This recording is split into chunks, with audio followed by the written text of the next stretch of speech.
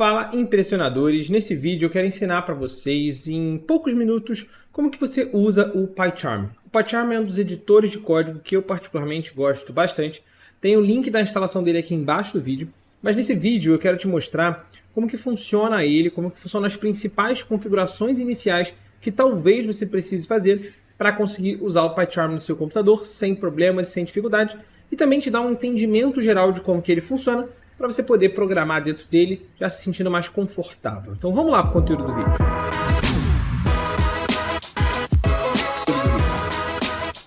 Bom, se você gostou desse conteúdo, já deixa o seu like e vamos partir. Olha só, aqui nesse momento, no momento que você está vendo na minha tela, eu estou com um projeto do PyCharm já aberto. Então a primeira coisa é isso, o PyCharm ele é dividido em projetos, tá? Então você pode criar um novo projeto clicando aqui ó, em File, New Project, tá vendo? E ele vai abrir essa telinha para você criar um novo projeto. Ou então, se for a primeira vez que você estiver executando, ele vai estar com essa carinha dessa janela daqui, tá vendo? E aí você provavelmente não vai ter nenhum projeto aqui, porque você está criando o seu primeiro projeto. E aí para você criar um projeto, você vai clicar no botãozinho New Project, tá? Se você já tiver um projeto aberto e quiser escolher ele, é só clicar Open e escolher lá aquele projeto, e eu já vou mostrar isso também para você. Então eu vou clicar aqui em New Project, tá vendo? Quando você faz isso, ele vai abrir algumas configurações para você. E aí essas configurações aqui são importantes, tá? Primeiro de tudo, aqui ele está dizendo onde vai ficar o seu projeto, e o último nome que você está vendo aqui, ó, depois da barra, é o nome que o seu projeto vai ter. Então eu vou chamar esse nome aqui, por exemplo, de PyCharm Tutorial. Beleza? Você pode dar o nome que você quiser. Eu particularmente não gosto de colocar espaços aqui no nome do projeto e tal, então eu coloco sempre as palavras todas coladas uma na outra, tá? E aí, repara o seguinte, agora aqui você tem duas opções, e essas opções são bem importantes, tá? Primeiro, eu não gosto de criar, essa opção aqui às vezes vem marcada para você, eu não gosto de criar com esse main.pyscript, porque a gente já vai fazer isso naturalmente depois, então eu desmarco isso daqui. Agora, essas duas aqui, qual é a diferença? A diferença é o seguinte, se você seleciona essa aqui, essa Previously Configured Interpreter, né? Ignore o inglês, mas a lógica é o seguinte, quando você abre aqui, ó, tá vendo? Ele não está com nenhum interpretador aqui, ou seja, isso aqui é um Python, né? Uma versão do Python que está instalada no seu computador. Se você tiver uma outra versão do Python instalada no seu computador, ou uma versão específica que está instalada no seu computador inteiro, você pode selecionar essa versão por aqui.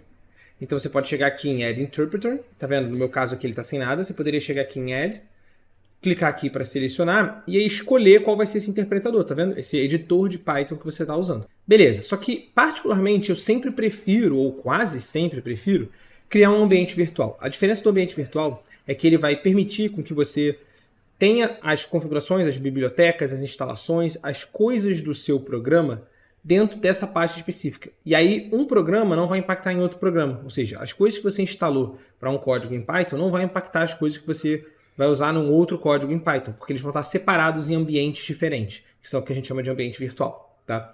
Então aqui é só você marcar essa opção, e aí aqui, se você reparar, você vai ver que ele vai dizer o local onde ele vai criar esse ambiente virtual, que se você reparar vai ser exatamente esse local que está aqui em cima, só que dentro dessa pastazinha venv, de Virtual Environment, beleza? E aqui embaixo no Base Interpreter, né? Esse cara daqui, se você reparar, olha lá, ele seleciona automaticamente a versão do Python que está instalada no meu computador. Então, essencialmente, o que ele vai fazer? Ele vai criar um ambiente virtual tomando como base esse Python que você está aqui. Se você não tiver nada selecionado aqui, é só você abrir a setinha e selecionar o Python que você quer. Se ele não aparecer nenhuma opção, ou só aparecer uma opçãozinha vermelha dessa aqui como inválida, você vem nos três pontinhos aqui e seleciona o local onde o Python está instalado no seu computador para poder selecionar ele. E aí clica em Create. Nesse momento, ele vai carregar um pouco, tá vendo? Ó? Creating Virtual Environment. Então ele está criando ali aquela estrutura para você, ele demora alguns segundinhos, mas se você reparar agora, ele já criou esse ambiente para a gente. E aí a primeira coisa que a gente faz é, ó, do lado esquerdo aqui você vai ter sempre os arquivos do seu computador, desse projeto, tá vendo? O projeto nada mais é do que uma pasta dessa daqui, ó, PyCharm Tutorial. Se você clicar aqui em agora em File, Open, você vai ver, ó, quando você entrar lá nessa pasta onde ficam os seus projetos, que no meu caso ó, é em C, usuários, meu nome, meu usuário, né, João L. E tem aqui, ó, o PyCharm Projects. Se você reparar, olha lá, cada projeto desse, ele fica com esse íconezinho de pasta com um quadradinho preto, tá vendo? Isso aqui é porque ele reconhece esse cara daqui como sendo um projeto diferente do PyCharm, tá? Então você poderia só selecionar ele e clicar em OK para abrir. Mas no nosso caso, eu tenho aqui os meus arquivos, e aí eu vou querer adicionar um arquivo. Cuidado para não adicionar dentro do ambiente virtual, você quer adicionar dentro da pasta padrão. Então eu vou clicar aqui na pasta padrão, botão direito, File, e vou clicar aqui ó, em Python File, E vou chegar aqui e vou escrever, por exemplo, main, que vai ser o nosso arquivo principal, né? O arquivo onde a gente vai programar. E aqui do lado, você pode escrever lá as coisas que você quer programar. O meu primeiro código. Beleza? E aí, repara o seguinte. Quando você fizer isso daqui, né, o seu código você está sempre escrevendo ele aqui do lado, os seus arquivos vão estar sempre aqui. Acontece que você pode ter vários arquivos, você não precisa ter só arquivos Python. Eu posso clicar com o botão direito aqui, ou na pasta, ou em cima desse mesmo arquivo aqui, ó, e criar um file. E aí dentro de file você pode escrever o file que você quiser. Eu posso criar um file aqui que vai ser, por exemplo, os meus orientações, né? Orientações.txt. Então criei um arquivo txt. E aí, repare, ele é um editor de texto mesmo, que você pode chegar e criar um arquivo de texto aqui com algumas orientações, algumas informações que você queira dar para o seu projeto. Beleza? E repara, agora você tem dois arquivos. A partir do momento que você tem dois arquivos, tem algumas coisas interessantes que você pode fazer. Exemplo, você pode selecionar um desses arquivos, tá vendo? Ó, clica aqui na abinha dele e arrasta, olha só, você pode arrastar ele para baixo, ó, para o lado. Tá vendo que ele vai mudando o desenhozinho do que está cinza? Olha só, se eu arrastar ele aqui para baixo e largar ele aqui, olha só, o orientações fica aqui embaixo e o meu arquivo Python fica aqui em cima. Então você consegue programar com essas duas telas aparecendo. Tá vendo? E cada uma delas tem um scroll específico, olha. Cada uma delas tem uma quantidade de linha e o scroll na tela de cima não impacta no scroll da tela de baixo, tá vendo? Outra opção seria você pegar e colocar ele bem aqui do lado, ó. Peguei e coloquei ele aqui do lado. Aí você tem um código aqui e o outro código aqui. Ou um arquivo de texto, enfim. Fica a seu critério. Fechando, ele volta ao normal. Beleza? Ah, Lira, show de bola, super legal. Quero ver esses arquivos aqui. Onde que esses arquivos estão no meu computador? Muito simples. Você clica com o botão direito em qualquer um desses arquivos e vem aqui em Open in Explorer. O que ele vai fazer? Ele vai abrir aquele explorador de arquivos do seu computador e te mostrar aqueles arquivos. Aí você consegue ver o caminho inteiro de onde ele está, tá vendo? O caminho inteiro de onde ele está. Você consegue ir navegando nas pastas aqui e assim vai. Beleza? Então, essa aqui seria uma outra opção para vocês. Show de bola. Agora a gente tem que aprender a executar os nossos arquivos. A primeira vez que você cria o seu arquivo daqui, nem sempre o Python já vai automaticamente habilitar esse botãozinho verde aqui do lado de execução. Então você tem que tomar cuidado com duas coisas. Primeiro, às vezes ele não vai estar habilitado, e aí para você executar o seu código, simples. Botão direito na tela, repara, eu estou dentro do código main.py, você clica com o botão direito no código que você quer executar e clica nessa opção aqui, ó, Run Main. E ele vai rodar esse código e vai aparecer o resultado aqui embaixo, tá vendo? Meu primeiro código. A outra opção é exatamente o atalho que ele aparece aqui, ó. Ctrl Shift F10. Então você clica no arquivo que você quer executar e aperta Ctrl Shift F10. E aí olha lá, ele roda o arquivo e aparece lá meu primeiro código. Sempre que ele rodar essa janelinha embaixo vai aparecer. Se você quiser esconder com ela, é só minimizar ela aqui embaixo e aí, quando você rodar de novo, ela automaticamente vai aparecer para você também. Beleza? Show! Um pequeno cuidado que eu peço para vocês tomarem aqui, que é o segundo cuidado que eu tinha comentado, é o quê? Às vezes aqui embaixo ele vai aparecer um textinho escrito algo mais ou menos assim, Updating Skeletons, ou Updating Indexing, alguma coisa do tipo assim. Se isso acontecer, é só você esperar um pouquinho, porque o PyCharm ele é uma IDE, ou seja, é como se ele fosse um editor de código que ele compila e roda o seu código todo ali dentro, mas que ele gerencia uma série de coisas para você. Como ele gerencia essa série de coisas, às vezes uma coisa ou outra demora um pouco mais para carregar. E aí você às vezes vai clicar com o botão direito para executar o seu código, e esse botão Run não vai estar verdinho, vai estar cinza. E aí vai ter aqui embaixo uma barrinha carregando. Espera essa barrinha carregar e aí você vai conseguir rodar o seu código normalmente, beleza? Então é só ter um pouquinho de paciência nesses casos. Agora eu queria comentar de alguns atalhos do PyCharm com você. O primeiro atalho que eu gosto de comentar é para você copiar informações, porque às vezes você precisa duplicar uma linha para facilitar você de programar. Como que você faz isso? Você seleciona a linha que você quer duplicar e aperta Ctrl D. Ctrl D, olha só, ele duplica esse código aqui. Tá vendo? Então eu poderia chegar aqui, ó, vem aqui, Ctrl D e vai. Repara que eu consegui adicionar tanto na mesma linha quanto na linha de baixo.